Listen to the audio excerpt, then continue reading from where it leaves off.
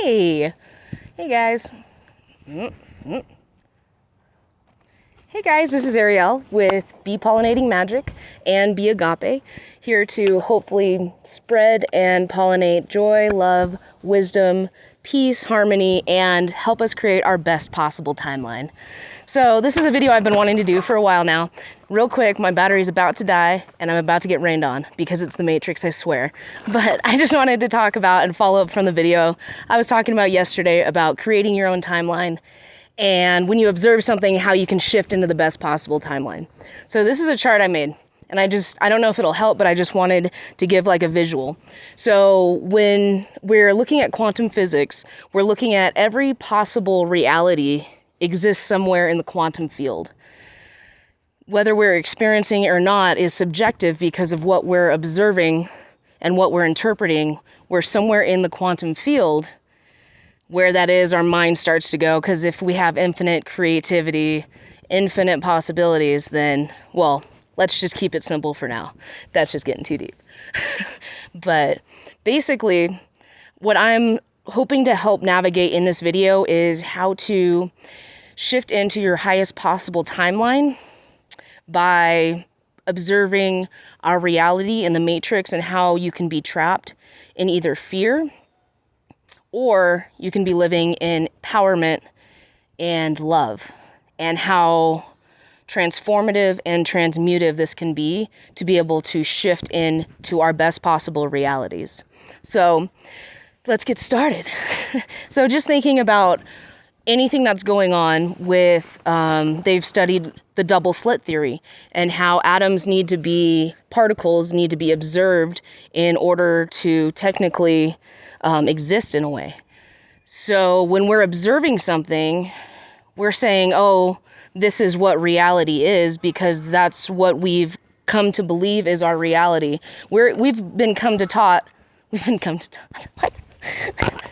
Ever since we were born, we were conditioned to believe that what we see is our reality because how are we supposed to know anything different? Like this is solid, that's solid, so this must be real. But really on a molecular level, they're just all atoms and molecules and particles, and 90% of it's air, a lot of it's dark matter that we still don't know what it is. So in reality, all of us are just subatomic particles, really tachyon energy, pure energy, light, love, and source, God creator, manifesting itself to be able to grow and experience and learn and love.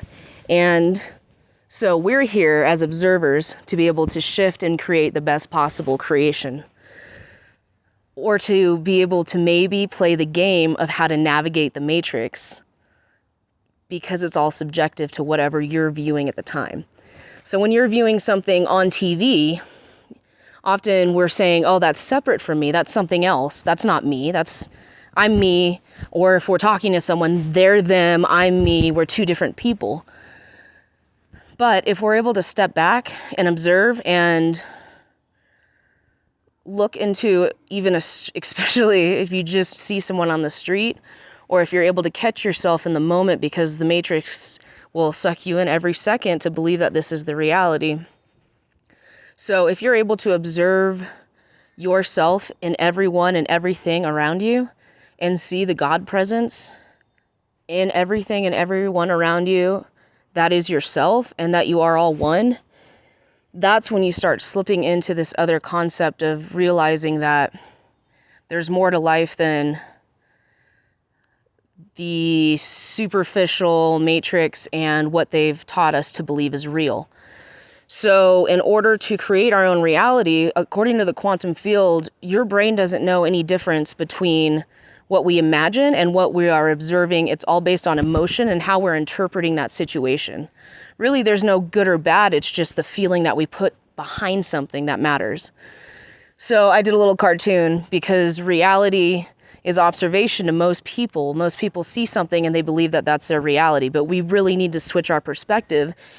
So it's really just us that's interpreting these situations, creating our own reality, and really what the Ascended Masters were teaching is how do we transmute that?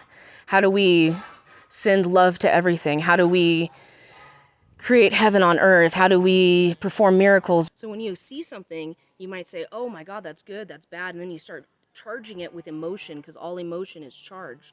So when you start putting anger or hate or frustration towards something, you're negatively charging it.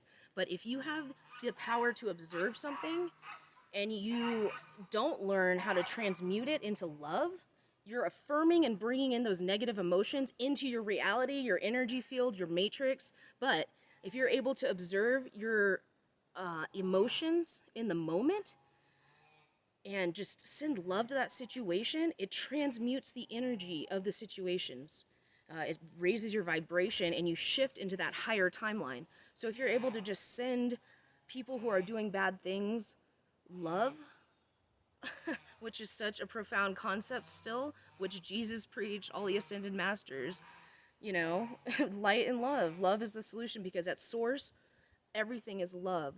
So because of our conditioning, we get stuck in this loop of knowing, of we think we know because it's our subconscious just running on a program. We think we know how to gauge or judge a situation when there's really no good or bad. It's just the emotion we put behind it. And so if we're able to transmute something and send it to love and see how we can even love ourselves, or see if that's a way that we can heal, then it shifts you into the other part of the quantum field, whatever timeline that you're in, that's in that higher vibration. The more you can stay in that higher vibration, and when you observe something, it's pulling you down into the matrix and it's making you pull down into a deeper density. But if you can transmute it and see that it's the illusion, to be able to shift every single decision helps you shift more and more to that timeline, to that best possible timeline. So the more you positively charge negative situations, the faster you're able to transmute into higher vibrations. And the more you're able to see the illusion of the matrix and the beauty behind everything, and that you're one source with God creator, and you start remembering who you truly are and how old your soul really is, then it shifts you into the possibilities of the infinity, which our brains can't even fathom. We can't even process infinity, but